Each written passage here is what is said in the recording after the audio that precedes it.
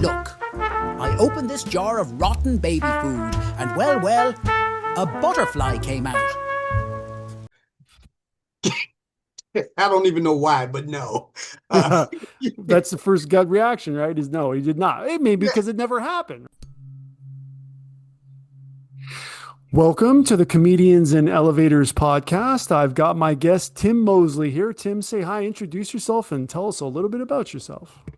Hello, I am a actor, writer, director, producer, and a radio show host, which I do pick my own music for. So I kind of do a little bit of everything. Very Yes. cool. Very cool. Well, I got to say, we're doing a little bit of an experiment here with the background. As you can see, the microphone in the background of the image is kind of passing through, and it's super cool. So we're going to go with that. Listen, to my regular listeners, I know you don't like when at the beginning of these conversations I ask you to subscribe. None of us like it. I don't like saying it. I don't like it being in here. But it's frustrating. You know what else is frustrating? It's also frustrating when I look in the back end of the YouTube channel and I see that 56% of you that watch frequently haven't yet subscribed. And I know this because I see it in the comment section. You say things like, I didn't know I didn't subscribe. And that's actually what fuels the show. Basically, it's like you're making a donation to the show. So that's why I ask all the time, because it enables us to build and build and build. And we're going for the long term here. Hit the subscribe button and we'll continue to build this show for you. That's my promise. Thank you to all you guys that do subscribe. It means the world to me. All right. So the whole point of the podcast is to compare and contrast the comic versus the comedian. So I define the comic as any person telling funny jokes versus the comedian who's a funny person telling any jokes. Would you agree, Tim? Sure, that sounds about right. Sure. So one aspect is you could say that perhaps you start as a comic and you evolve into a comedian. So let's start with the first question about the role of persona in comedy. So how much of the comedian's voice is a character versus their real self? I think it depends on the person. I, I, I think it just depends on the person itself and their personality Mm-hmm. and and how they're coming across to the audience. Some people can just tell jokes in their normal everyday voice, and it's funny, and sometimes not. And then some people just kind of just put on a new character, for lack of a better Right. word. They become somebody else, and that gives them what they need in order to get the joke across. So would you say that authenticity matters or is illusion part of the magic? I think a little bit of both, but I think more authenticity rather, is great. And then you can throw a little magic in there as well. Aha. All right. So punching up versus punching down. Where do comics versus comedians stand on this? So let me put it in some historical context. Okay. Did a jealous medieval prince become the first comedian by killing the court jester? No. I don't even know why, but no. Uh, That's the first gut reaction, right? Is no, he did not. It may be yeah, because it never happened, right? That could be one of the reasons. there you go. There you go. So would you say that the audience agreement with the comedian is a form of permission or alignment? I would say it's a form of agreement because Okay. sometimes, most times, comedians often say things that we won't say or can't say or even feel comfortable saying.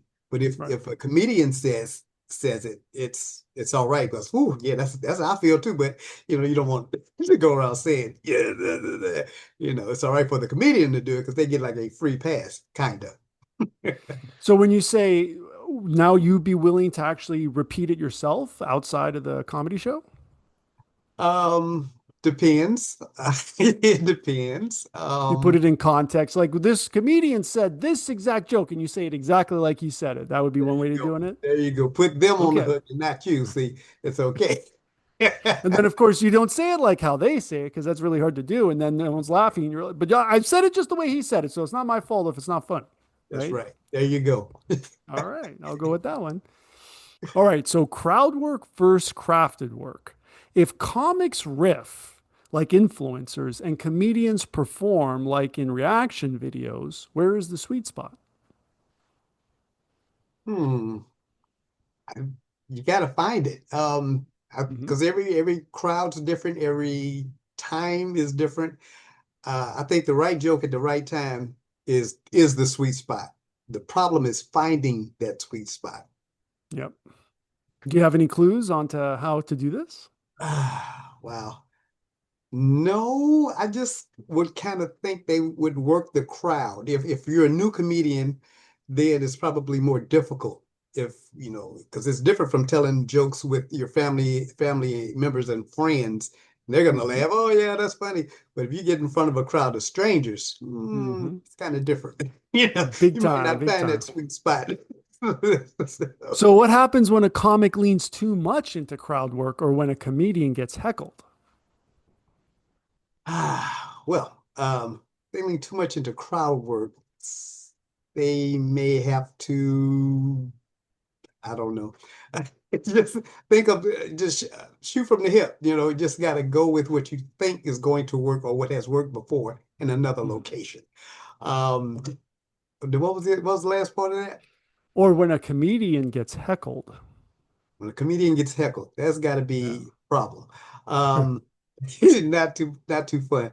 So you just should try to just overlook it, and don't focus on the heckler. I know it's kind of hard to do, but at some point you just gotta address it and just Right.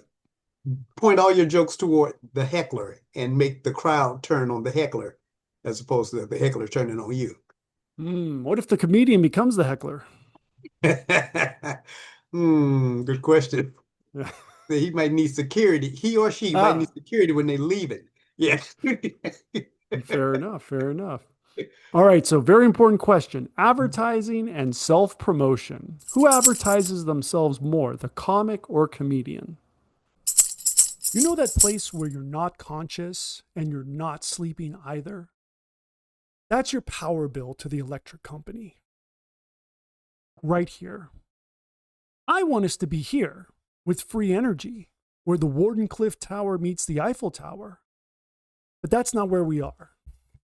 We are here, where you've got the utility and you've got residential solar. Between these two, we know which one saves you money. This is where we can go in the meantime. But this is where I want us to be now, and this can be done now. So let me deputize you to represent DOSE, Department of Solar Efficiency, and let's get on the podcast to get the message out today. See you soon. Or magician. Uh-huh. I think the comic advertises themselves more. Okay. I think the comedian doesn't need, well, I would say doesn't need to, but they're not as forthcoming as they would be if they were a comic. Okay. I don't think, I don't think they would need or feel the need to do so. Okay. Their So work should speak for them, more or less.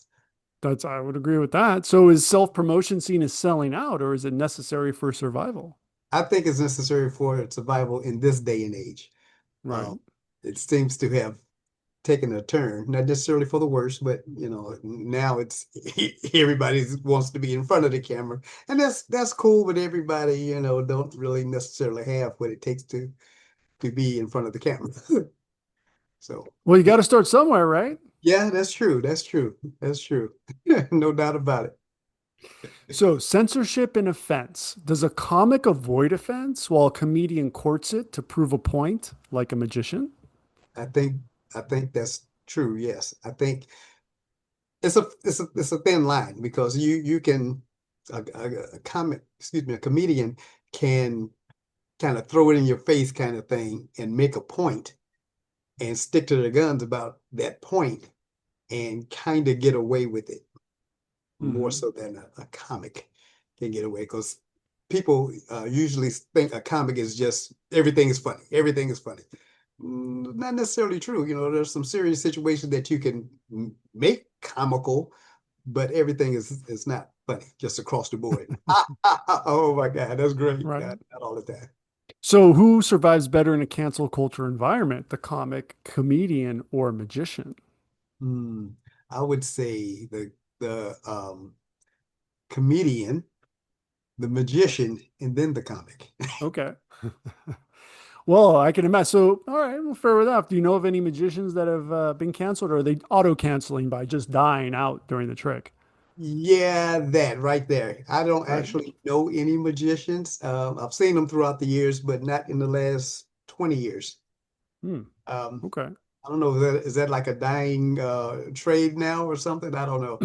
I think But it's crossing, it's hybridizing with comedy. And so now we're getting the comedian magician combos. which is That's cool. the, Like you it say, you gotta is. eat, right? Yeah. Gotta get your name out there. Yeah. So yeah, I think that's a good idea though. Nice transition. Hmm. Eat. Okay. So timing and delivery, is it a science or an art? So do comics rely more on structure and comedians more on rhythm and emotion? I think it is an art. I, I'm not saying you're either born with it or you're not. I'm saying it takes practice and you have to Hmm. know your crowd or know the you have to know your audience. And timing is very, very crucial. So yes, it's an art. You have to, a comedian Right. knows that and they operate off of that. So is practice perhaps science? It could be seen as such over a period of time because practice Yeah. does perfect. Okay, fair enough. Okay, laughter versus applause. Are comics chasing laughs and comedians chasing applause breaks that validate the message? Yes, I agree with that wholeheartedly. I, I, Okay, I think that's an accurate assumption. fair Absolutely. enough. Have you seen that in real life in action? I have, I'm trying to think when, but I think, well, I've seen more established or longer established Hmm, comedians get the applause as opposed to the laughter right, because they're making a point and they're making a connection with everyday people that have experienced that or know someone has experienced the situation that they're talking about. right. Yeah. As opposed to a comic who's getting the pity applause just for showing up, right? There you go. There you go. And it's like going from grade school to junior high to high school to college. You have to learn and you as you grow, a comic becomes a comedian. That's just my Hmm. personal opinion. That's how I see it too. So comedy as commentary. When does a comedian cross into being a preacher or a philosopher? I think when they I think when the when a situation affects them personally, I think Okay. it's easier to cross that line as opposed to just everything's okay. When something affects you personally and you try to make light of it for whatever reason, trying to ease the pain or whatever the case may be, I Mm. think that's when they can get into murky waters. So is that good or does it dilute the humor? Depends. It depends how far they go into the water. Do you want to go into the deep end? You just want to dive in, or do you want to ease in? Mm. Yeah, yeah. All Might lose right, your we'll go. footing, but Mm. You there slip right into the water, into the you deep go. end. There That's you right. go. Then you recover. Oh, you hopefully recover, right? And then you Exactly. can jump off a higher dive board later, right? You climb to build a That's bigger right. one. That's right. So, comedy and vulnerability. I would argue that comics potentially hide behind their jokes and comedians expose What themselves. a If stupid you agree, question. which one is braver? I think on the grand scale, I think comedians are braver because they do um, show you some, well, what's the word I'm looking for? Vulnerability Hmm. and saying, this is what happened to me. It can happen to anybody, but this is what happened to me. This is how I handle it, and actually get some applause behind that, and in a humorous way, of course. And I think the way to go. And the comic isn't doing that. No, not so much. I Okay. don't think so. I don't think so because they're too busy trying to get the laugh. The Right. laugh. They don't want to shine the light on their mistakes or things that happen to them. They want to do it to the other people. That's funny. Yeah. It can be, right? Unless they're funny one. Okay, so last question. Legacy. Who gets remembered? Will the comics tight five survive time, or will the comedian's cultural point of view be more timeless? I think overall, looking at the grand scheme of things, the comedian will get um the history, so to speak. I Yeah. think they will win out because the longevity and what they stand for and what they've done as far as their work, um, being a comedian Hmm. overall will stand out and live the test of time. I think kind of comics Awesome. kind of come and go, you know. Yeah, So, that's for sure. Well, Tim, thank you so much. Where can everybody find you online? well, now it's a good question. So thank you for having me. They can find me online at Real Cinema 314 Films. I'm on LinkedIn on Real Cinema 314 Films. I'm on Facebook, Real Cinema 314 Films.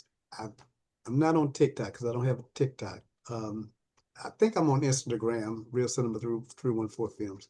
Yeah, I got to do better at self-promoting. Okay. And we all do. We all do. And that's why we're doing the podcast, right?